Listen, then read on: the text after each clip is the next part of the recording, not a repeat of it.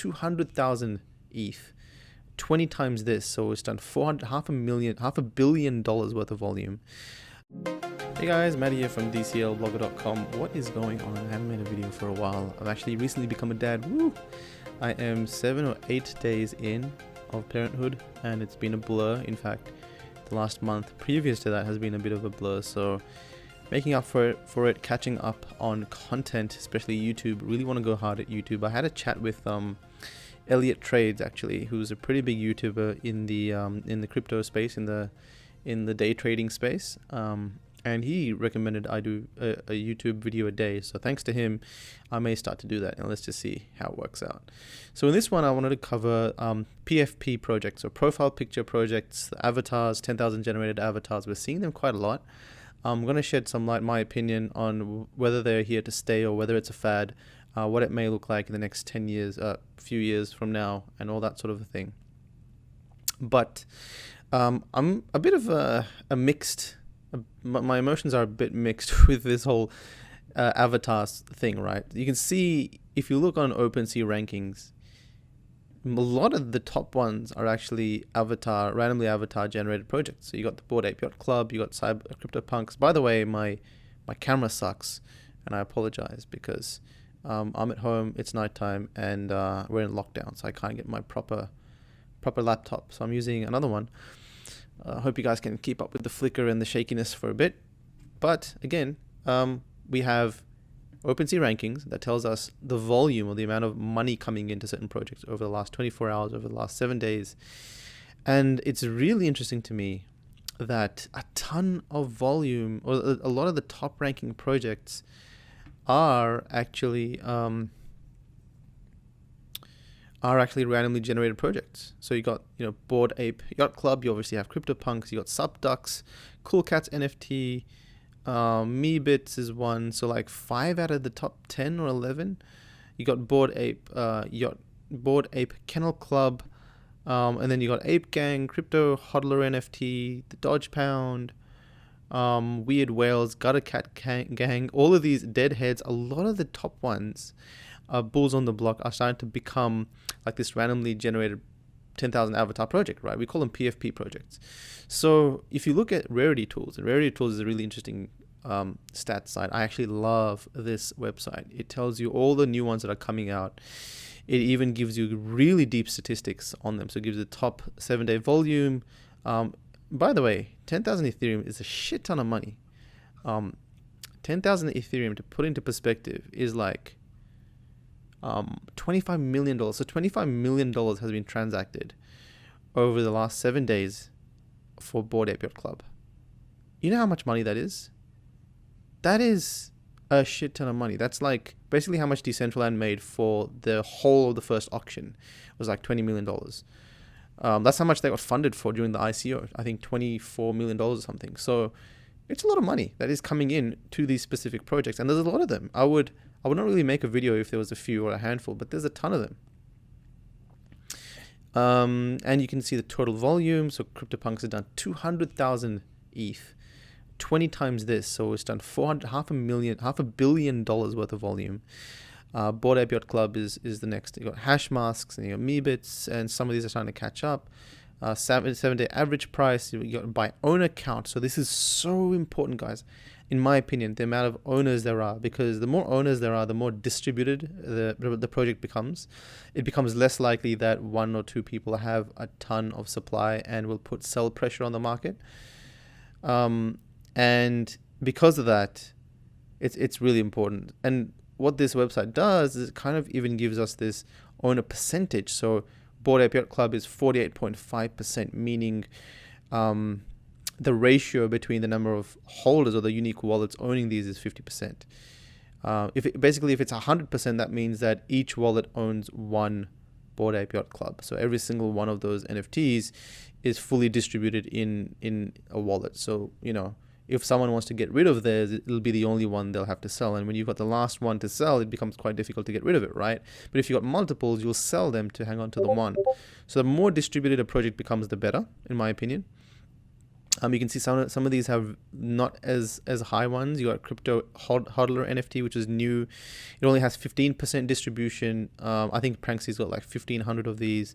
There's other large whales that have like a few hundred of them. So you can see how they're not well distributed. And at any time they could dump them, right, if they wanted to. So those sort of projects, in my opinion, where there's large whales that own them, I mean, they may have the intention to hold them for a long time. That's fine. But the reality is that the more of them there are, the more issues you have of people being like, the chance of some massive whale just dominating the market and selling all of his NFTs. That can happen. So the more distributed something is, the higher this percentage, the better, in my opinion. So this website is so cool. It even gives you, like I said, all these stats. I think my video is shaking a lot. I'm really sorry. I hope it's not too bad. But if you look at the 7-day volume, oh wait, what are we looking at? So all the collections, so you can see all the projects that are coming out. There's not many. It's kind of looking, a lot of them are starting to pick up. And the cool thing is, I think this is so cool. It tells you a rarity score for each item of each project. So for example, the number one, open it.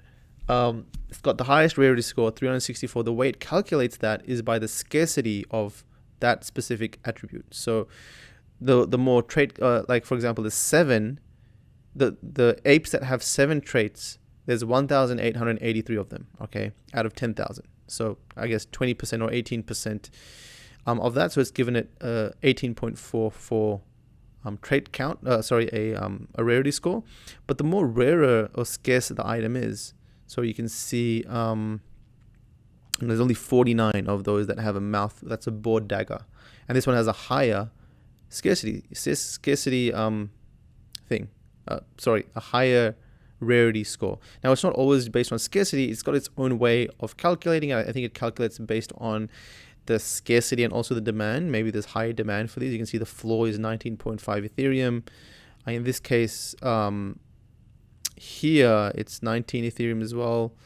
Okay, I don't know how exactly it calculates it, but it calculates a rarity score, which seems to be somewhat spot on. I mean, even if it's not fully accurate, but accurate enough to give you an initial perception as to which ones are important and which ones aren't. So you can kind of check out the trait count. So those that have 4, there's 254 of those. Those that have 7, there's 1,883. So if you have apes that have only 4 trait counts are obviously more scarce than the rest. Then you got the backgrounds, or those that have different backgrounds. Looks like, a quick click of this will tell you that the backgrounds don't matter, because nothing is scarcer than the others. Checking out the fur, you can see that those that have solid gold are really scarce. There's only 46 of them. So like that, it's got this sort of cool thing, and it does it for every project. So if I go to, let's go to CryptoPunks. Okay, let's go to CryptoPunks. It tells you this is the most rare one. Then it gives you all the aliens. Then it gives you the ones with 0 traits. And then it gives you, other ones that also have different scarcity scores. It's got the apes down here. It's kind of weird. Why is this one more scarce? Because there's only the attribute count is giving attribute counts a higher scarcity score. Interesting.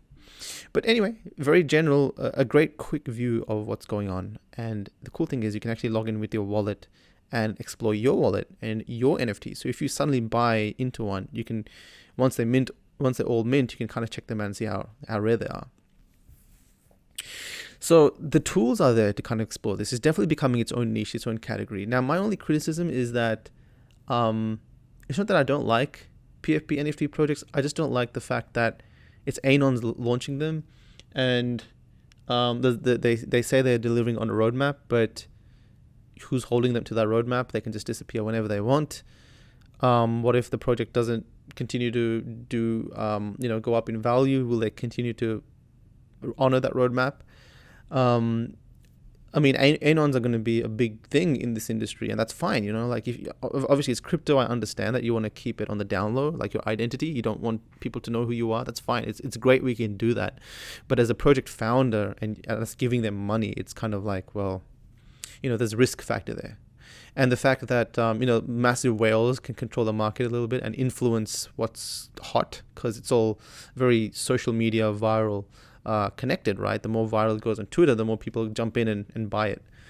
But I think that's the phase we're in now. It's kind of a hot potato phase where people are jumping in and buying the next potential NFT project that's going to be hot. But what we may evolve to, and I'm seeing this sort of an evolution, is this sort of thing where, Voxies is a similar thing where it's got 10,000 randomly generated avatars, but they're building a Final Fantasy Final Fantasy Tactics themed game for it. A tactical NFT game where you can kind of play against other people, and I played Final Fantasy Tactics. I really love the game, so it's great to see they've built a whole game around it. They're picking up in volume recently. This is 13 hours ago. I have none of these. I've got zero incentive to talk about these guys. All I'm trying to say is that it's not just to drop these collectibles. It's okay to drop these collectibles and utilize them in different ways, whether it be in games or metaverse or virtual worlds and all that sort of thing. So we're seeing an evolution into this, and I think it's really cool. Someone's going to figure it out on a large scale. It's great to see Vox is doing that. You've got Cyberkongs, where they use them in the Discord and they do all sorts of things as well. They recently have a sandbox partnership, so they're bringing their thing in the sandbox. We've got the meta key, where we've sold these keys, and if you have those keys, then you can kind of join all the stuff that we're building. So you get airdrops, you get meetups and events, a Discord area that we talk about NFT projects, an area that's going to have video courses that you can log into. But also, like when we drop our NFT PFP project, it'll be for free for those that hold the meta key. And it's another distribution model. Some people sell those NFT avatars. In our case, and in others' case, they may drop them for free and let the market decide what the price is. So the models are also changing behind these, and people are experimenting with them. I've actually been on call with at least 3 to 4 really big projects and artists that are coming up with their own version of the 10,000 avatar model. And these are pretty big projects and pretty big artists that I think will put the others to, kind of get the other people contemplating what the standard is. So there is definitely progress. Now, if you're into this sort of stuff, I would totally recommend you joining the MetaKey Discord. It'll be in the description here.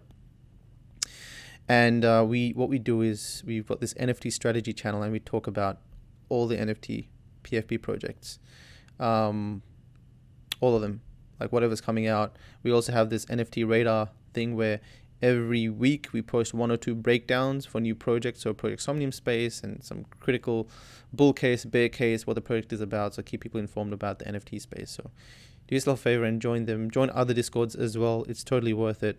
And get involved in discussions. My opinion is that we will see an evolution from low effort 10,000 NFT projects to high effort ones, where not only do they sell out, but they build utility to them. They actually build a community around them.